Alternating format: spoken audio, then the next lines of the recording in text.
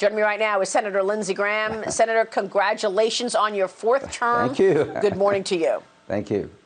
Thank you. I want to talk to you about the balance of the Senate in a moment. But first, let me get your reaction to the media declaring Joe Biden the 46th president, and tell us about the evidence that you have of dead people voting in this past election.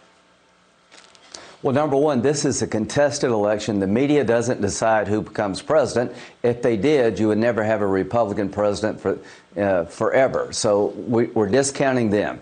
So what happened? The Trump team has canvassed all early voters and absentee mail-in ballots in Pennsylvania, and they found over 100 people they think were dead, but 15 people that we verified to have been dead who voted. But here's the one that gets me. 6 people registered after they died and voted.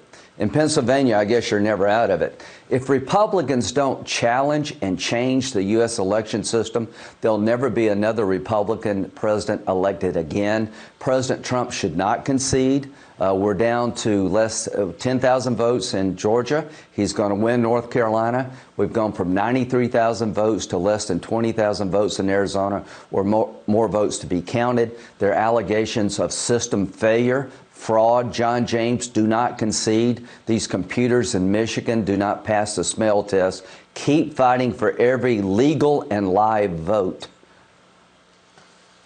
Well, Senator, you were briefed by the campaign yesterday, and one thing that we spoke about over the phone this weekend was this postal worker who has a sworn affidavit saying that supervisors were backdating ballots. What can you tell us about that? Right.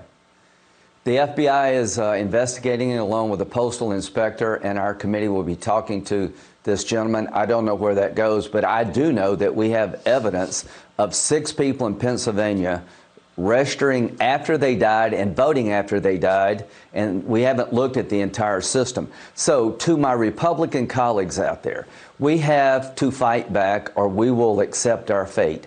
I want Pennsylvania to explain to the American people how 6 people after they die can register and vote in Pennsylvania. I want the computer systems in Michigan that flip votes from Republicans to Democrats to be looked at, and the software was used all over the country.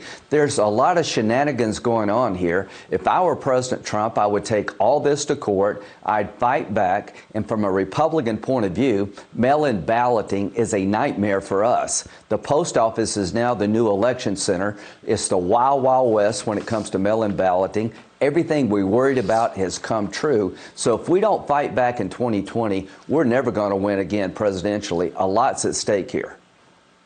Senator, you sent a letter to Attorney General Bill Barr and Director Wray saying that your office has received the affidavit from Richard Hopkins, the postal worker in Erie, Pennsylvania. What are you going to do with this evidence? What are you expecting the DOJ to do? Well, they already talked to him. I know that, and we'll try to interview the gentleman. That's an allegation. We'll see if it withstands scrutiny. I know we got evidence of dead people voting in Pennsylvania. I know we have evidence of computers flipping Republican votes to Democratic votes.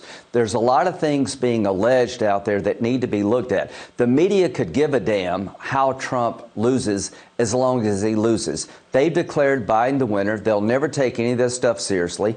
They just shut out all crossfire hurricane oversight. The bottom line is we can't let the media run America. We have to fight back. We have to go to court. We have to hold the people's feet to the fire in these states. And statistically, Biden got more votes than Obama in a few areas of the country, and only in a few areas. How could that be? Why did he get more votes than Obama in areas that mattered, that decided the election, and not other parts of the country? There's so much to be looked at, and I'm hell-bent on looking at it. Do not accept the media's declaration of Biden. Fight back. Well, you know, you make a good point, because you could look at that, the fact that he got more votes than President Obama. You could also look at the fact that you did so well. Your opponent raised $57 million in the third quarter alone, shattering Senate records.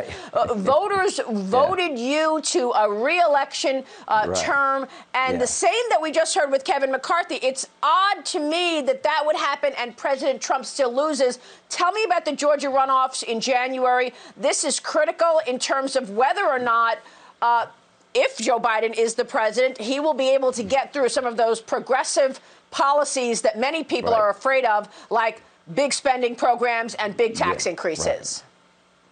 Well, the most valuable player for the congressional races in 2020 is Donald Trump. The campaign that President Trump ran, all these rallies, getting Barrett on the court, energized Republicans and House members. We picked up seats in the House. How can you pick up seats in the House and hold the Senate and Trump lose? So I can tell you right now, President Trump helped me in South Carolina. He helped Tillis. He helped us all. So the bottom line is House Republicans have increased their majority. They can slow down the radical agenda coming out of the House, but Senate Republicans can kill it and stop it. If we pick up these 2 Republican seats in Georgia, we have the ability to stop the most radical agenda in the history of the United States. Kevin McCarthy can slow it down. Mitch McConnell and Lindsey Graham and others can stop it only if we win Georgia. We have to win these 2 seats in Georgia. I'm confident that we will. To the people of Georgia, the future of America is in your hands. Do you want a socialized America? If you don't, speak up and support our Republican candidates. Checks and balances are needed now more than ever. We only have a couple of seconds here. So are you committing right here, right now, that you will stop any progressive plans that come to you? You will vote no to $4.3 trillion in tax increases. You will vote no to the Green New Deal. Is that what you're committing to right here?